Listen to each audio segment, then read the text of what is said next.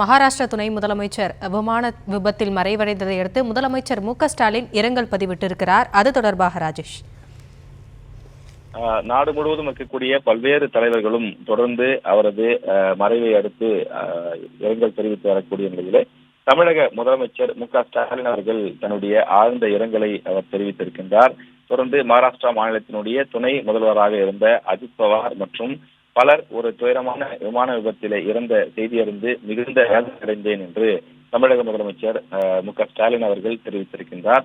துயரத்தின் அளவை ஜீர்ணிக்க கடினமாக உள்ளது என்றும் அவர் குறிப்பிட்டிருக்கிறார்.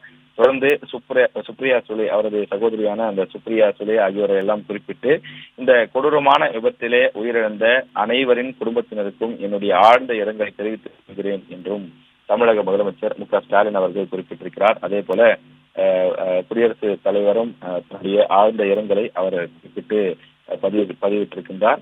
தொடர்ந்து நாடு முழுவதும் இருக்கக்கூடிய பல்வேறு கட்சிகளினுடைய தலைவர்கள் அரசியல் மச்சங்களுக்கெல்லாம் அப்பாற்பட்டு ஒரு அரசியல் கட்சியினுடைய தலைவர் ஒரு மாநிலத்தினுடைய துணை முதலமைச்சர் இப்படி கோர விபத்திலே சிக்கி உயிரிழந்து விட்டாரே என்ற ஒரு பெரும் அதிர்ச்சி அவர்களை வாட்டி வதைப்பதாக அவர்களின் பதிவுகள் மூலமாக நம்மால் உணர்ந்து கொள்ள முடிகிறது. குறிப்பாக குடியரசுத் தலைவர் திரௌபதி முர்மு அவர்கள் குறிப்பிடும் போது மகாராஷ்டிராவினுடைய பாரமதி பகுதியிலே நடைபெற்ற இந்த விமான விபத்து மகாராஷ்டிராவினுடைய துணை முதலமைச்சர் அஜித் பவார் உட்பட பலர் இறந்த செய்தி என்பது துரதிருஷ்டவசமானது, துயரமானது என்று அவர் குறிப்பிட்டிருக்கிறார்.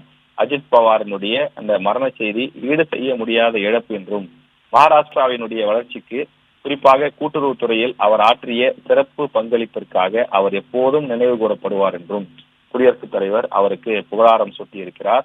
அவரது குடும்பத்தினர், ஆதரவாளர்கள் அனைவருக்கும் என்னுடைய ஆழ்ந்த இரங்கலை தெரிவித்துக் கொள்கிறேன் என குடியரசுத் தலைவர் குறிப்பிட்டிருக்கிறார்.